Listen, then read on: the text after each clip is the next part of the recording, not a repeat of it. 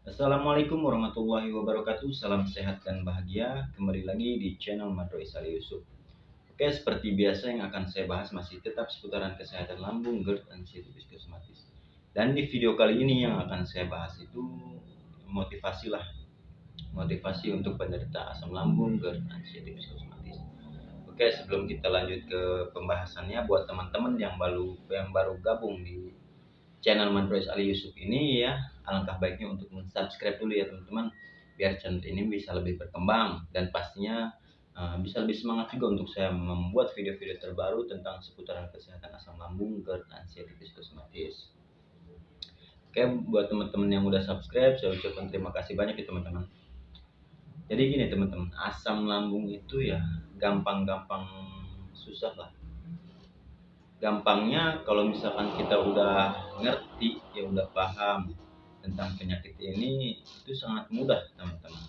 Tapi kalau misalkan kita belum paham, belum ngerti, itu justru susah banget ya.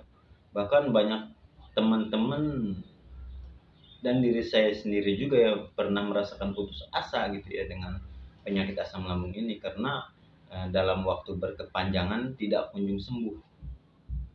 Jadi ya gitulah, merasa putus asa, capek gitu. Wajar menurut saya kalau misalkan kita capek, wajar itu, karena ya dengan durasi yang sangat lama gitu penyakit ini nggak sembuh-sembuh teman-teman.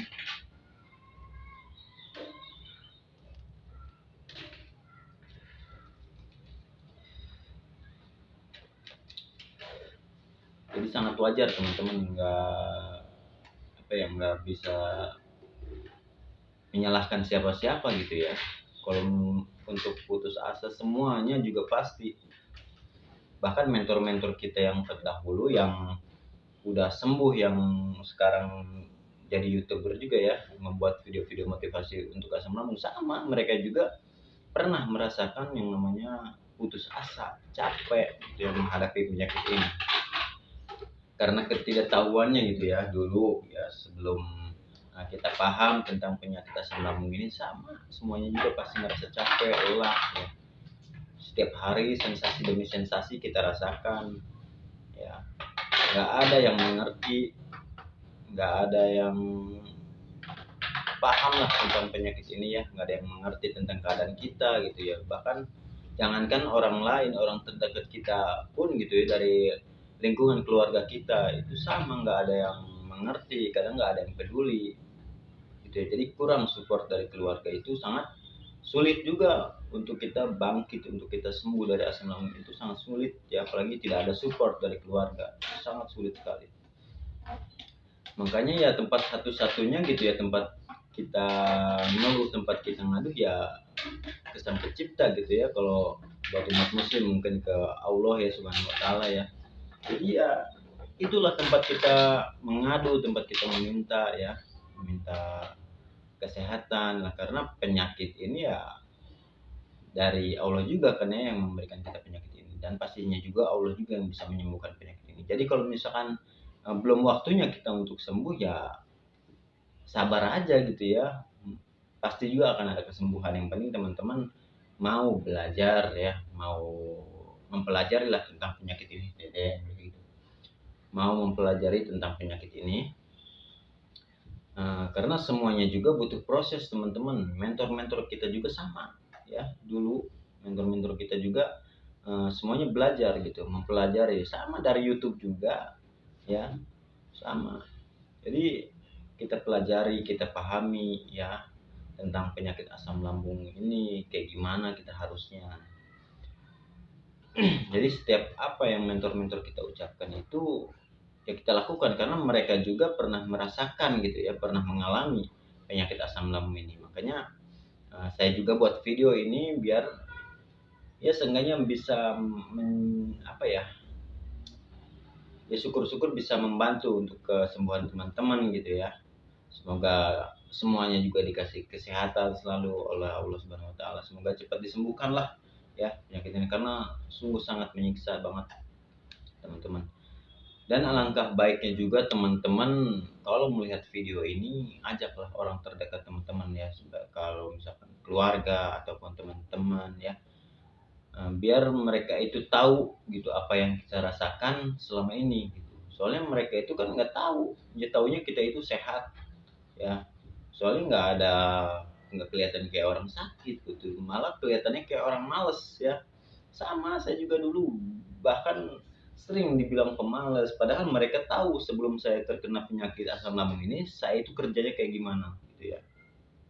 Kenapa begitu saya sakit ya, terus dalam waktu berkepanjangan ya akhirnya ya dibilangnya pemalas gitu, karena saya nggak ada eh, apa ya, nggak ada pergerakan, nggak kerja, nggak apa gitu, berdiam diri, makan tidur ya kayak gitu aja setiap hari ya. Jadi dianggap oleh mereka itu pemalas, sedang tapi mereka itu nggak tahu gitu apa yang kita rasakan setiap hari, sensasi demi sensasi ya kita rasakan ya. Pokoknya banyak banget, 1001 sensasi lah. Kemarin malam juga ada teman ya, dia juga kena asam lambung juga, dia nge-WhatsApp ke saya.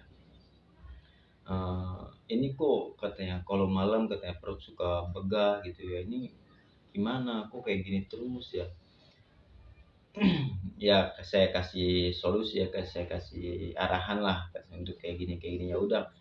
Kalau misalkan teman-teman juga ngerasa seperti kawan saya itu ya, apa, minum air hangat aja kalau misalkan perut kita terasa begah gitu ya, terasa kembung ya, minum air hangat, banyakin minum air putih ya teman-teman, banyakin minum air putih hangat ya, biar apa, si asam lambungnya itu netral oleh air ya.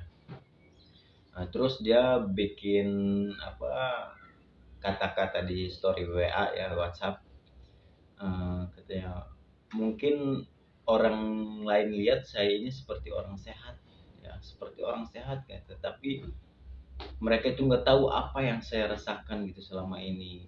Sensasi demi sensasi setiap hari saya rasakan itu, curahan hati teman saya itu ya, ditulis di kata-kata apa, story WhatsApp. Ya saya apa, saya komen juga ya, ibaratnya sabarlah, nanti juga kalau misalkan udah waktunya sembuh pasti sembuh, yang penting kamu mau belajar ya, mau apa ya, mempelajari lah tentang penyakit ini, kamu harus kayak gimana ya. Terus ya dia juga bilang sih kalau misalkan itu masih suka telat makan ya itulah penyebabnya. Jadi kita juga harus mengenali penyebab, kenapa ya kita itu nggak sembuh-sembuh, kenapa apa asam lambung kita ini masih suka kambuh gitu. Jadi kalau misalkan kita udah tahu penyebabnya ya kedepannya kita udah tahu gitu cara untuk mengantisipasinya. Kalau misalkan kita kambuhnya dari telat makan ya kedepannya kita jangan telat makan lagi, atau kalau misalkan kita kambuhnya dari makanan atau kurang tidur, karena kurang tidur juga bisa membuat asam lambung kita kambuh ya teman-teman. Walaupun orang yang sudah sehat nih misalkan, terus dia suka begadang lagi gitu ya, terus suka makan pantangan lagi gitu. Kalau misalkan apa, suka makan mie lagi ya, kalau misalkan sekali-sekali sih ya nggak apa-apa ya, mungkin aman-aman aja. Tapi kalau misalkan terus-terusan makan mie walaupun udah sehat juga pasti kambuh kalau misalkan terus-terusan kayak gitu terus ya. Jadi jangan berlebihan lah intinya, kalau misalkan mau makan makanan yang pantangan ya jangan berlebihan, nggak apa-apa dimakan tapi jangan berlebihan ya. Kalau misalkan sewajarnya aja itu nggak bisa buat kamu teman-teman ya, yang penting sewajarnya, jangan berlebihan. Jadi kayak gitu teman-teman, kita harus memahami ya, harus kita memahami penyebabnya, kita harus tahu, kita harus pelajari lah intinya ya. Jadi jangan putus asa lah, asam lambung itu bisa disembuhkan teman-teman, bisa disembuhkan. Yang penting ya itu kita mau belajar ya, karena orang-orang yang sudah sembuh juga, mentor-mentor kita juga semuanya juga pasti belajar, mempelajari ya, mempelajari setiap apa, kata-kata mentor kita ya yang udah menjelaskan panjang lebar gitu. Tapi kalau misalkan kita cuma ngelihat doang ya, nggak ada tindakan, nggak ada perbuatan, nggak ada kelakuan yang kita lakuin gitu, ya sama aja. Paling kita misalkan lagi kambuh nih ngeliat video, kayak gini itu emang bisa membuat kita lebih nyaman gitu ya. Kalau misalkan udah melihat video, saya juga dulu sama kayak gitu, kalau misalkan lagi panik kambuh saya lihat video nih, oh ya, tapi alhamdulillah itu bisa membuat membaik gitu ya, karena motivasi yang masuk ke pikiran kita itu dari mentor-mentor kita itu baik-baik gitu, ucapan-ucapan yang baik itu bisa membuat pikiran kita lebih tenang ya teman-teman.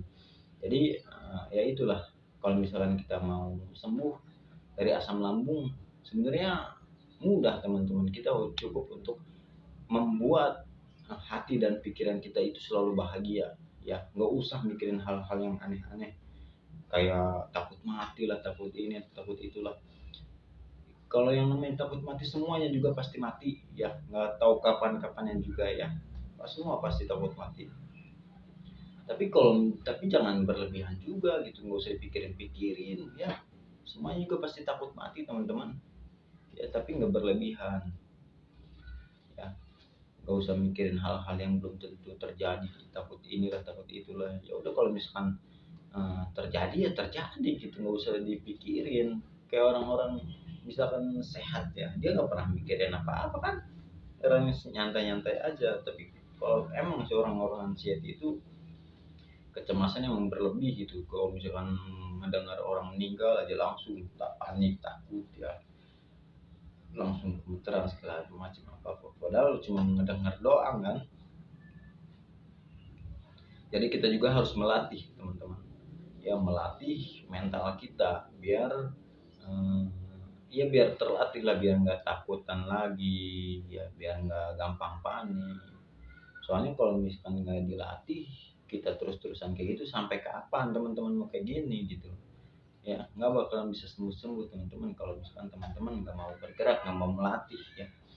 Ya, terus kalau misalkan dilatih itu ya pelan-pelan, misalkan teman-teman kalau lagi di rumah ya sambil olahraga ringan lah di rumah ya, apa ya, kalau misalkan lagi parah-parahnya banget ya ibaratnya gerak-gerak dikit lah ya, gerak-gerak dikit biar nggak terlalu kaku tubuhnya. Kalau misalkan udah kemendingan ya teman-teman keluar bersosialisasi, itu wajib teman-teman ya, bersosialisasi itu wajib ya, di sekitaran kita aja nggak apa-apa, jangan ke jauh-jauh dulu ya, di lingkungan-lingkungan tetangga-tetangga terdekat kita ya, kita ngobrol aja ya untuk menghilangkan apa pikiran-pikiran negatif lah yang selalu muncul di pikiran kita. Jadi itu bisa mengurangi gitu ya, bisa mengurangi segala cemas dan kepanikan yang ada di pikiran kita. Jadi bersosialisasi itu sangat penting teman-teman, sangat penting ya, harus dilakukan setiap hari teman-teman. Bersosialisasi itu nggak usah takut, nggak bakalan terjadi apa-apa ya. Kalau misalkan mau terjadi apa-apa mah ya di dalam rumah juga bisa terjadi apa-apa gitu. Jadi ngapain ditakutin? Ya keluar aja, keluar, nggak usah takut, nggak bakal terjadi apa-apa. Yang penting hati teman-teman itu yakin, teman-teman motivasi diri sendiri lah. Saya itu sehat, saya itu kuat, saya itu bisa sehat gitu aja ya. Terus kayak gitu. Ya udah, keluar rumah bersosialisasi ya, sedikit-sedikit gitu. Nanti kalau misalkan udah enak, udah nyaman ibaratnya bersosialisasi di lingkungan sekitar ya, kita main kemana, keluar lah, ibaratnya ke pantai atau kemana ya, untuk melatih itu. Melatih teman-teman itu, cara melatih mental kita itu seperti itu ya. Kalau saya dulu cari tempat-tempat yang sepi banget.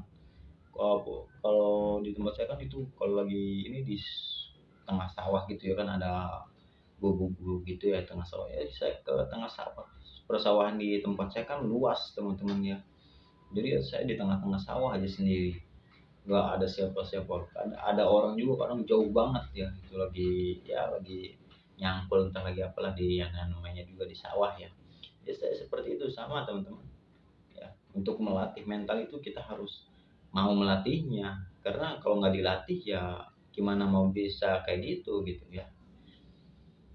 Harus mau belajar, harus mau melatih teman-teman. Ntar kalau misalkan udah terlatih, lambat laun juga akan terasa nyaman lagi, akan terasa biasa lagi. Saya juga ya alhamdulillah gitu ya, semenjak saya melatih udah kemana-mana gitu ya, yang tadinya dari lingkungan sekitar terus ke tempat-tempat sepi, terus ke tempat-tempat keramaian yang tadinya saya takut gitu ya, tempat-tempat keramaian kayak ke mall, ke pasar, itu takut banget, gemeteran pasti saya kalau misalkan udah ada di tempat-tempat keramaian. Tapi saya datengin ya untuk melatih gitu ya, untuk melatih mental. Jadi kalau misalkan kita udah datang di situ, pasti itu gemeter. Dan cara melatihnya itu kita jangan eh, keluar dari tempat keramaian itu. Kita berdiam diri aja, duduk ya minimal 1 jam lah kita duduk di tempat tersebut gitu, di tempat keramaian itu. Kita cari tahu juga apa sih yang sebenarnya kita takutin gitu di tempat ini gitu, kan? Takut apa? Apakah kita takut pingsan kah di tempat ini, takut mati kah di tempat ini?